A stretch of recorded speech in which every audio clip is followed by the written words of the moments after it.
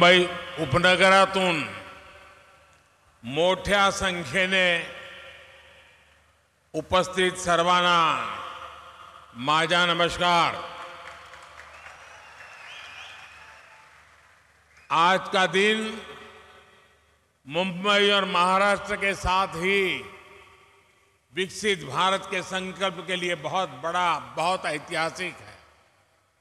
आज विकास का ये उत्सव भले ही मुंबई में हो रहा है, लेकिन इस पर पूरे देश की नजर है।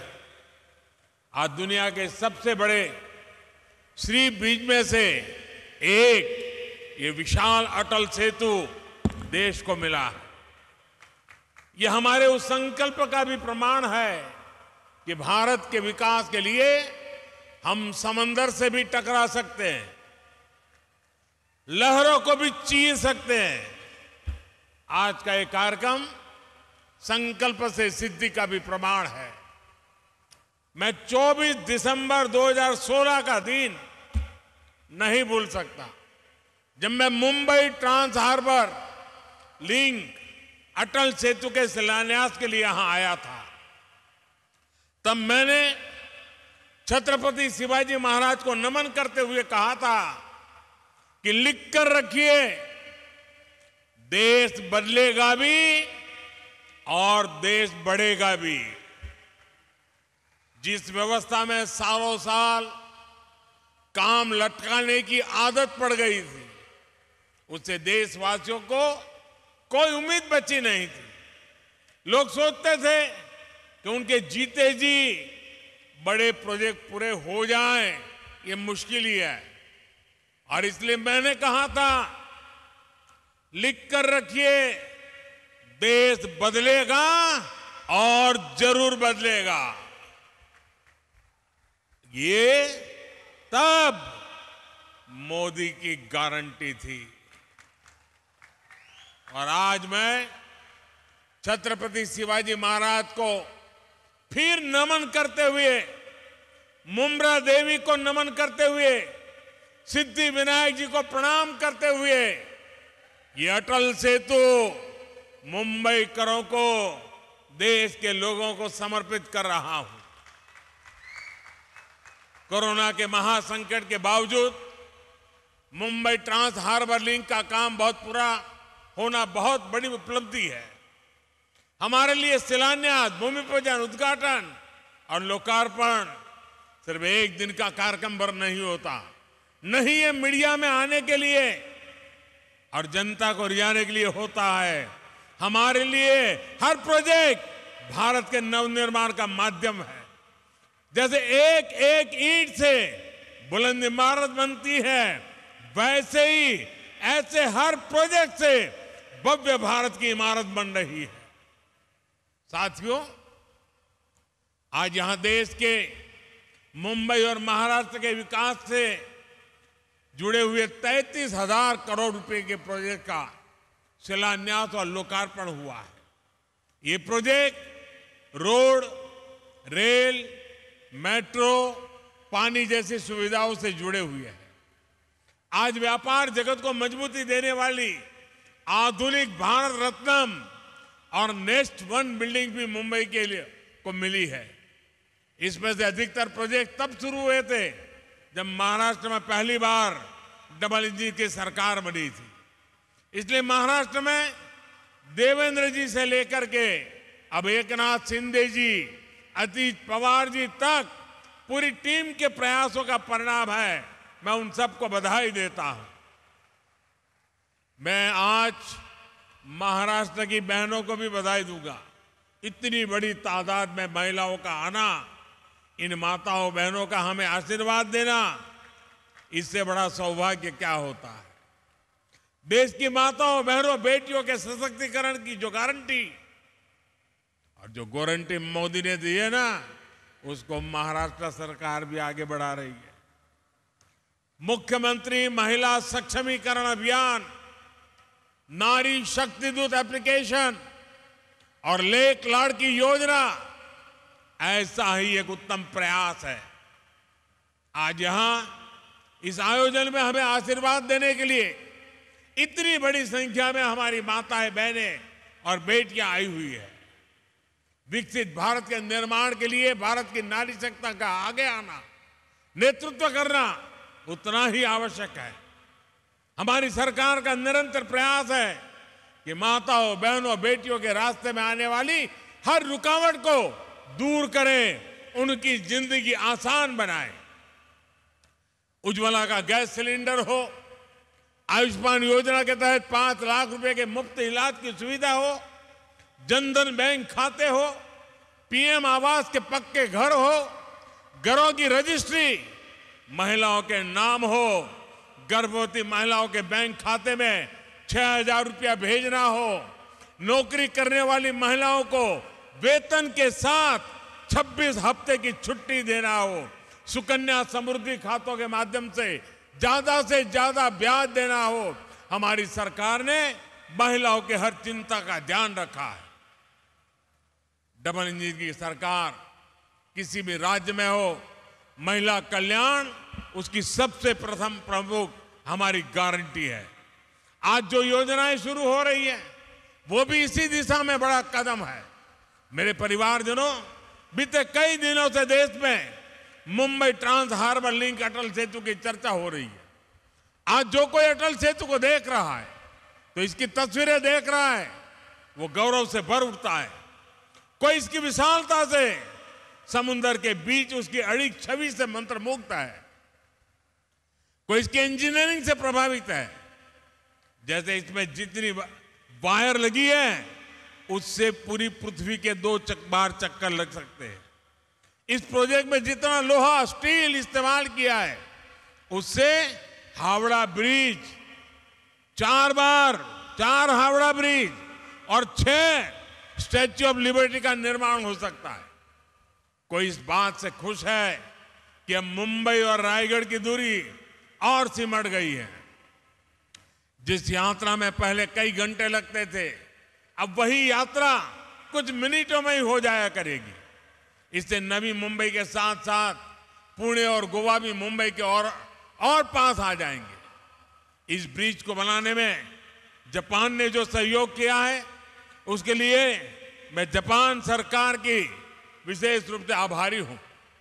मैं आज अपने प्रिय मित्र स्वर्गीय शिंजो आबे को जरूर याद करूंगा। इस ब्रिज के निर्माण को जल्द से जल्द पूरा करने का संकल्प हम दोनों ने मिलकर लिया था। लेकिन साथियों, अटल सेतु को हम इतने सीमित दायरे में नहीं देख सकते। अटल सेतु भारत की उस आकांक्षा का जयघोष है जिसका आह्वान साल 2014 में पूरे देश ने किया था। जब मुझे चुनाव की जिम्मेवारी दी गई थी तो 2014 के चुनाव के कुछ समय पहले मैं रायगढ़ किले पर गया था। छत्रपति शिवाजी महाराज की समाधि के सामने बैठ करके कुछ पल मैंने बिताए थे उन संकल्पों को सिद्धि में बदलने की, उनकी इच्छा शक्ति, जनशक्ति को राष्ट्र शक्ति बनाने की उनकी दृष्टि थी। सब कुछ मेरी आंखों के सामने और आशीर्वाद बन करके आया था। उस बात को 10 साल हो रहे हैं। इन 10 वर्षों में देश ने अपने सपनों को सच होते देखा है, अपने संकल्पों को सिद्धियों में बदलते हुए देखा है। अटल सेतु इसी भावना का प्रतिबिंब है। युवा साथियों के लिए यह नया विश्वास लेकर आ रहा है।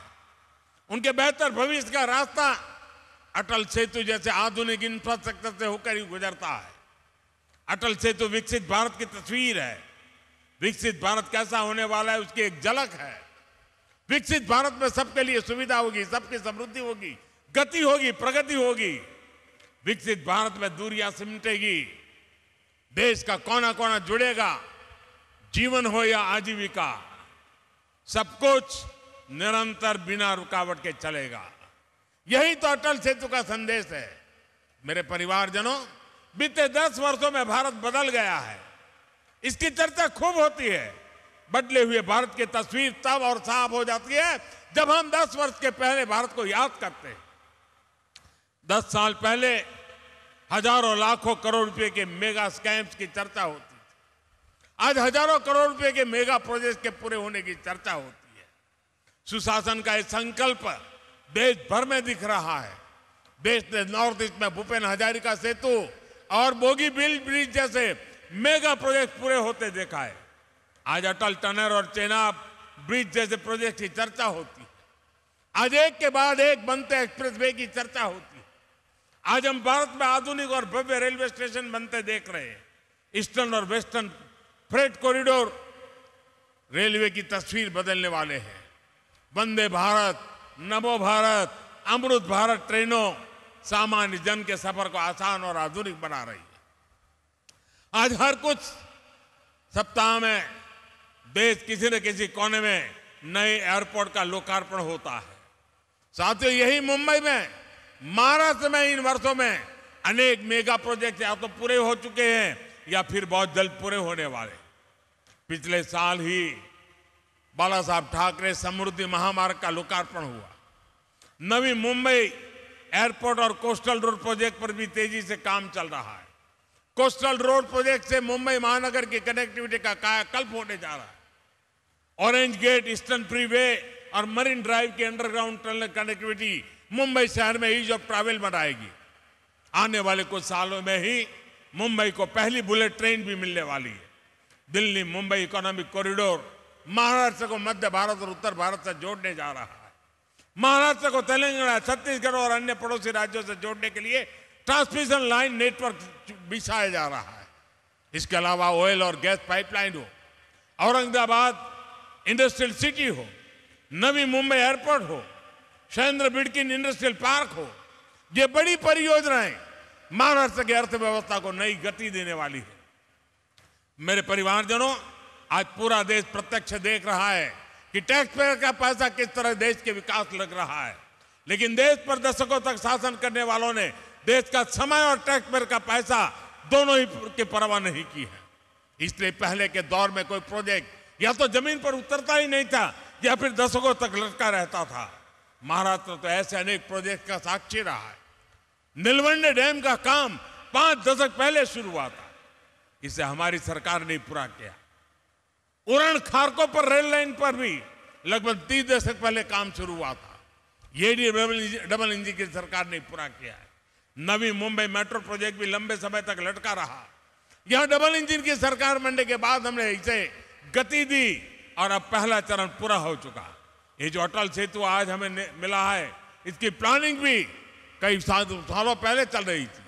यानी मुंबई के लिए इसकी जरूरत सबसे अनुभव की जा रही थी, लेकिन इसे पूरा करने का सौभाग्य हमें मिला। और आप याद रखिए, बांद्रा वर्ली सी लिंक प्रोजेक्ट अटल सेतु से करीब 5 गुना छोटा है। 5 गुना छोटा है। पहले की सरकार में उसको बनते बनते 10 साल से ज्यादा लगे थे और बजट 4-5 गुना अधिक बढ़ गया था। ये तब सरकार चला रहे लोगों के काम करने का तरीका था। साथियों, अटल सेतु जैसे इंफ्रास्ट्रक्चर प्रोजेक्ट सिर्फ सुविधा ही नहीं देते बल्कि रोजगार के भी बहुत बड़े साधन होते। इसके निर्माण के दौरान मेरे करीब 17,000 मजदूर भाई बहनों और 1500 इंजीनियर्स को सीधा रोजगार मिला। इसके अलावा ट्रांसपोर्ट से जुड़े कारोबार, निर्माण से जुड़े दूसरे बिजनेस में जो रोजगार मिला वो अलग है। अब ये इस पूरे क्षेत्र में हर प्रकार के बिजनेस को बल देगा। Ease of doing business, ease of doing life, इसके लिए बढ़ाएगा। मेरे परिवारजनों, आज भारत का विकास 2 पटरियों पर एक साथ हो रहा है। आज एक तरफ गरीब का जीवन बेहतर बनाने के लिए महाअभियान है, तो दूसरी तरफ देश के कोने कोने में चल रही महापरियोजनाएं। हम अटल पेंशन योजना भी चला रहे हैं और अटल सेतु भी बना रहे हैं। हम आयुष्मान भारत योजना भी चला रहे हैं और वंदे भारत, अमृत भारत ट्रेन भी बना रहे हैं।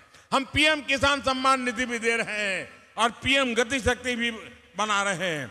आज का भारत ये सब कुछ एक साथ कैसे कर पा रहा है? इसका जवाब है नियत और निष्ठा।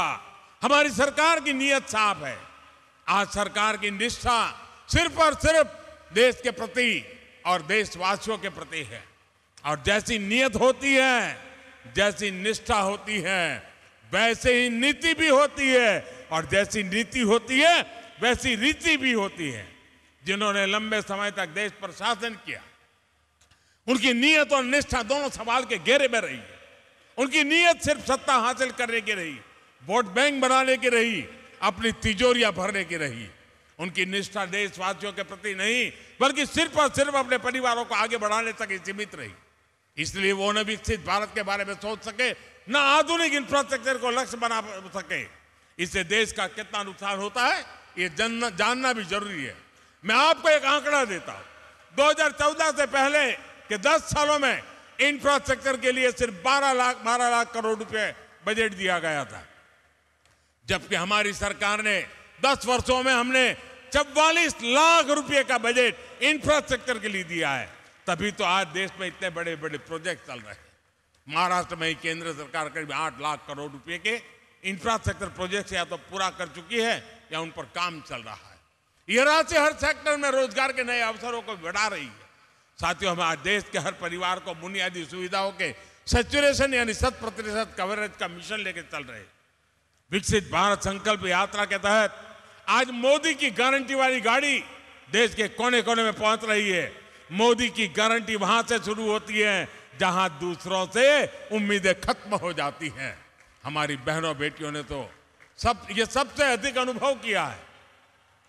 गांव या शहर, साफ सफाई से लेकर पढ़ाई, दवाई और कमाई, हर योजना सबसे अधिक लाभ हमारी माताओं बहनों को हुआ है। पीएम जन औषधि केंद्रों पर 80% डिस्काउंट के साथ दवाई दी जा रही है। मोदी की गारंटी गरीब परिवार की बहनों को पक्का घर देने की है। जिन्हें पहले किसी ने नहीं पूछा, उन्हें पहली बार मोदी ने पूछा है। उन्हें बैंकों से मदद दिलवाई है। पीएम स्वनिधि योजना से यहां मुंबई के भी हजारों रेहड़ी पटरी वाले भाई बहनों को फायदा हुआ है। हमारी सरकार महिला सेल्फ हेल्प ग्रुप को भी मदद दे रही है। बीते कुछ सालों में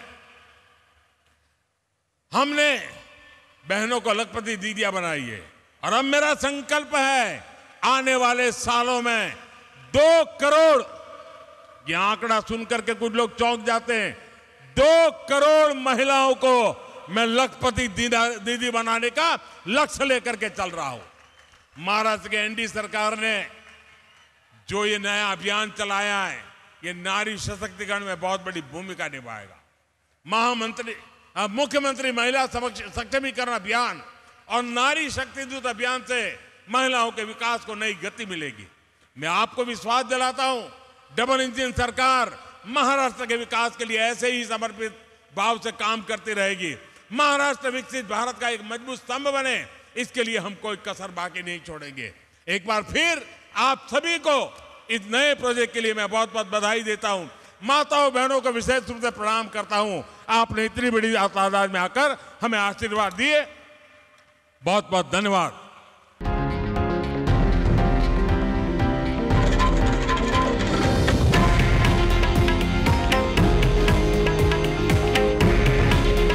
हे आहे देशातील नंबर 1 न्यूज नेटवर्क आणि आपण पाहत आहात TV9 मराठी। काळजी तुमची, हित महाराष्ट्राचं।